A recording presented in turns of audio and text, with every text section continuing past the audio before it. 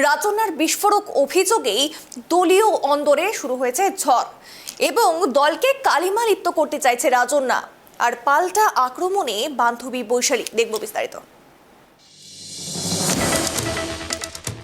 কসবা গণধর্ষণ কাণ্ডে রাজ্য জুড়ে যখন তীব্র প্রতিক্রিয়া, ঠিক সেই সময় একদা তৃণমূল ছাত্র পরিষদের নেত্রী রাজন্যা হালদার তোলেন নতুন বিস্ফোরক অভিযোগ। রাজন্যা, যিনি একসময় টিএমসিপির হয়ে সক্রিয়ভাবে কাজ করেছেন, তিনি প্রকাশ্যে দলের ছাত্র সংগঠনের একাংশের বিরুদ্ধে সোচ্চার হয়েছেন। এই পরিস্থিতিতে দলের অন্দরমহলে চাঞ্চল্য ছড়িয়েছে।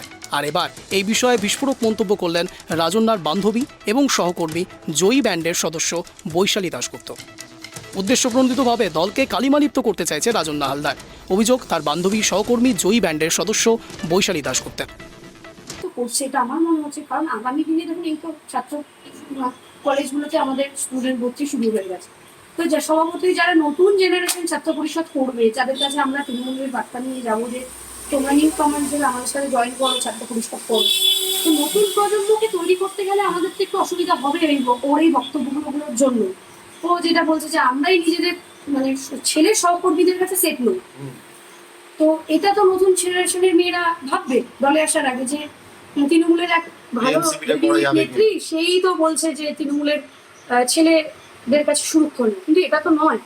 আমি 2012 সাল থেকে ছাত্র পরিষদ করি।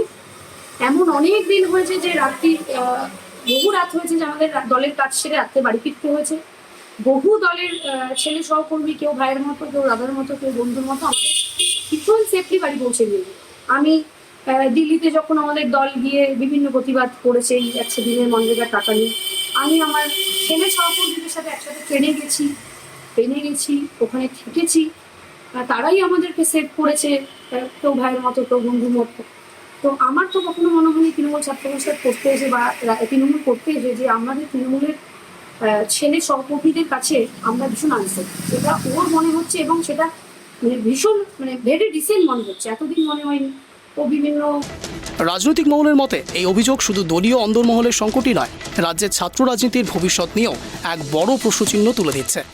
রাজন্যার এই সরব হওয়া অন্য ছাত্র নেতানেত্রীদেরও মুখ খুলতে উৎসাহিত করতে পারে বলেই মনে করছেন পর্যবেক্ষকরা। এই মুহূর্তে রাজ্যবাসীর একটাই দাবি, নিরপেক্ষ তদন্ত এবং অপরাধীদের কঠোর শাস্তি।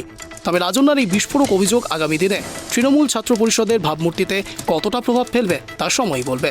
হুগলি থেকে সোমনাথ ঘোষ এবং অমল চক্রবর্তীর রিপোর্ট, ট্রাইব টিভি বাংলা।